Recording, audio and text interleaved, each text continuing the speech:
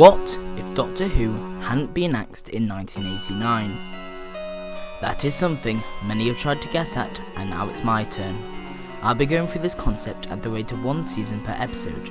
These videos are based on information released by John Nathan Turner, Andrew Cartmel, Ben Aaronovitch, and a lot, and I mean a lot, of guesswork.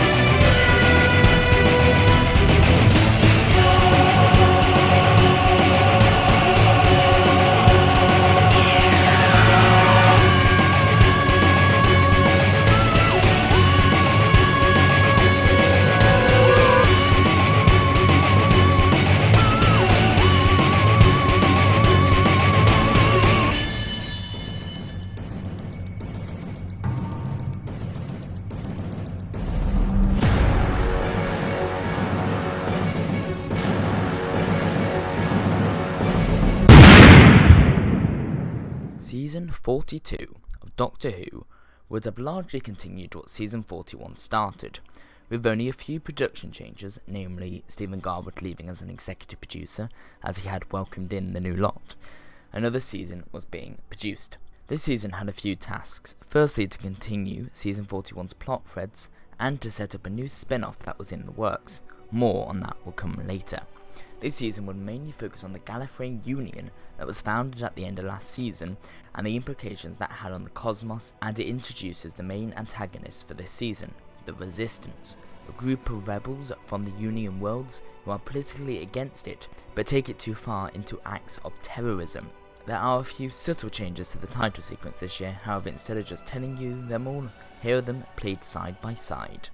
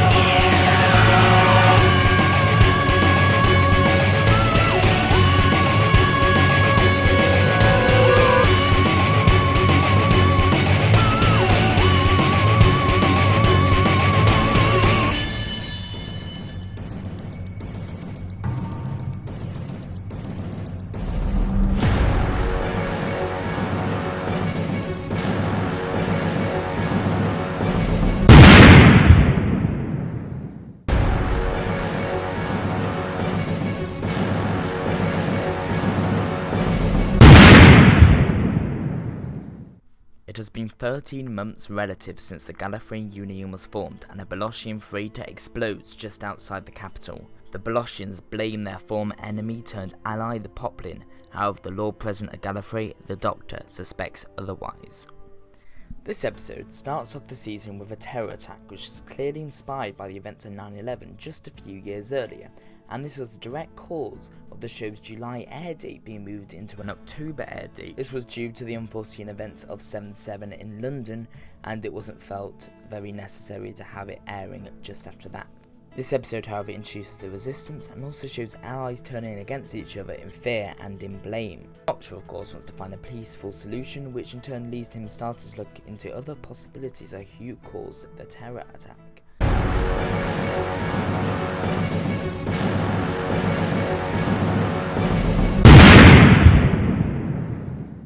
The Rogue agrees to escort a Poplin delegate to the capital for a conference with the Bellocians. However, during their journey, they rescue 7 Bellocians who have abandoned their ship, who insist that the Poplin attack them.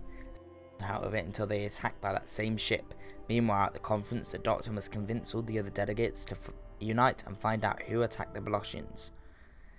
This episode continues the Bellocians and Poplin's distrust of each other and leads to the Doctor organising a peace conference. The Rogue is sent to escort the delegates, but one more than another, and they have another ship worth of Bellocians who insist that the Poplin attack them. They are attacked by the same Poplin ship. The Doctor still does not believe that the Poplin did attack them, that they are already there to unite in union and find out who attacked the Blossians who blew up the Blossian freighter.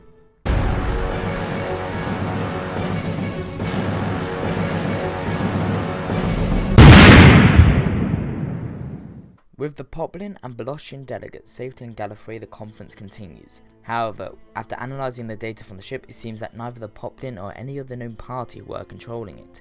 With a room full of delegates, it's time to start pointing fingers. This episode is the classic whodunit of the series and sees the Doctor and the main cast attempt to work out who is responsible for the attacks. The Doctor notices a rather familiar face at the conference, one Fen Danao, who we briefly met at the end of last season. After Fen Danao being arrested and interrogation then being performed by the Rogue, it is revealed to our main cast that Fen Danao, a man who saved Rani's life, is the leader of the Resistance who has been performing these terror acts. It is also revealed that Fen Danao was the one who drugged the Rani so she won't be able to regenerate at the end of last season.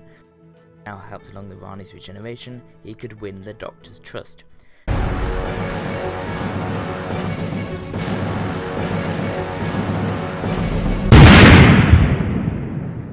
As the capital awaits a supply shipment from the Zygons, the Doctor begins to fear the Resistance might try and attack them and increases security in Gallifrey. Frank says an unpleasant message for the Doctor. It seems there is evidence to suggest that Leela is in cahoots with the Resistance. This episode is our courtroom drama of the series, where it is decided whether or not Leela is a member of the Resistance. It shows how much everyone is scared of them and how it makes the Doctor believe for a while that she is. Of course, it turns out she isn't, and in fact all along Frank was a member of the Resistance and he was inside the capital and he was the one who blew up the Blossian freighter. Franks is then taken away by a group of guards to be imprisoned, but the guards turn out to also be members of the Resistance and Franks escapes.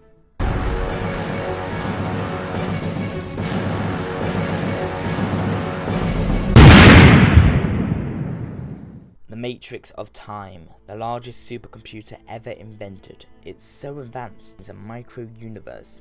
Now the Keeper decides that it should go one step further and replace reality, so the ultimate form of knowledge can be reached. This episode focuses on the Matrix, a supercomputer, first introduced in The Deadly Assassin and seen again in subsequent episodes like The Ultimate Foe. We see how the Matrix in the hands of the Keeper can be corrupted, as he is hell-bent on finding a resolution to this Resistance business. However, he begins to go mad and decide to try and replace reality. The Doctor finds out and stops the Keeper, but not before the Keeper destroys his corporeal form and sends his mind over to the Matrix. Behind the Doctor's back, the Rani then erases the data that stalls the Keeper's mind, permanently killing him. The Doctor finds out and decides if he can find some way of restoring the Keeper from the few traces left in the Matrix. Cliffhanger is the Doctor waking up inside the leftover base, surrounded by Katie, Sarah Jane, Jo, Liz and Mel.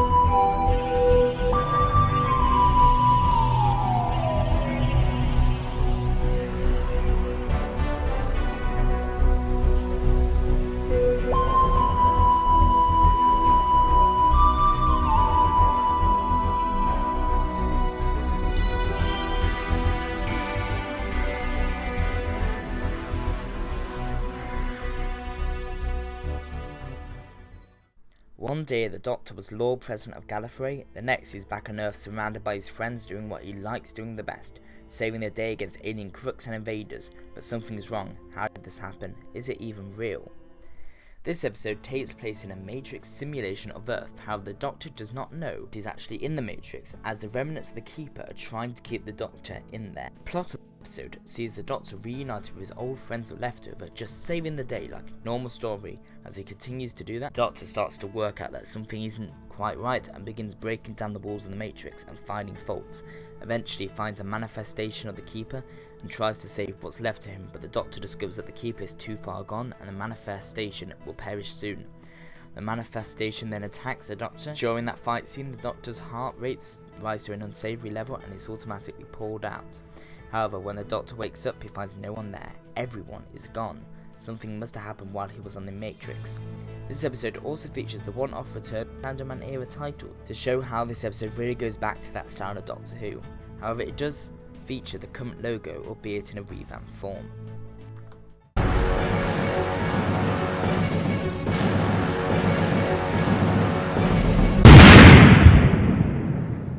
The Poplin have asked Gallifrey to extradite Leela for murder. Leela commanded the shipment of grain to the Poplin home world, and she got into a firefight with a Poplin cruiser she thought was a Resistance ship and destroyed it. Now the Doctor must fight to prove her innocence, but will it prove more about himself rather than her? This episode picks up where the last one left off, with the Doctor wandering about the Citadel alone. He finds the Citadel is deserted and everyone is outside with the outsiders. The Doctor approaches a group of people and they gasp as he is seen. Apparently he has been away for years.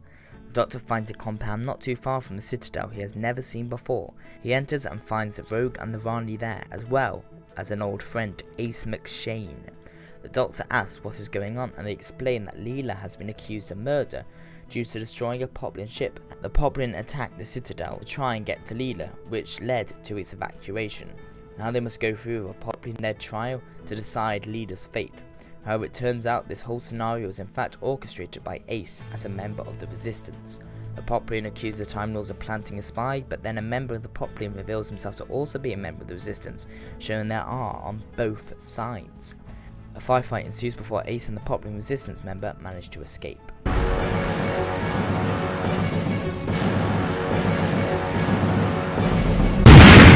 Growing ever stronger, the Resistance launch a strike at Ballons, intended to wipe out hundreds of millions. To stop this catastrophe, the Rogue must work with the traitor Franks to try and save every last one of them.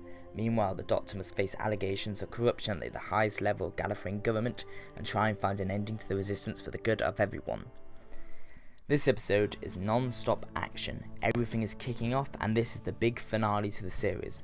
Firstly, we have our A-plot with the Resistance attempting to commit mass genocide from the Balotians, and bear in mind most of the members of the Resistance are Balotians. We focus on the Rogue attempting to stop this and his methods of persuading Frank to call off the attacks, which lead to a cat and mouse battle between the Union and the Resistance. Meanwhile, we focus on the Doctor back on Gallifrey as he manages to get hold of Ace and attempts to talk her back to his side, where Ace then brings up the Doctor's manipulation of her and how he treated her. She then prompts investigation into the Doctor's past and whether or not he is fit to serve as president. The investigation results in the Doctor's imprisonment and him being stripped of the title of Lord President. Ace escapes Gallifrey once more with Fendanel at her side and they steal an ancient Gallifreyan spacecraft. The Rogue's ship is destroyed in a firefight between them and Frank, and they manage to get back to Gallifrey through escape pods. Ballons is destroyed, killing millions of Balotians, and this causes the Gallifreyan Union to collapse. Once the Rogue arrived back at Gallifrey, he is too arrested and imprisoned with the Doctor.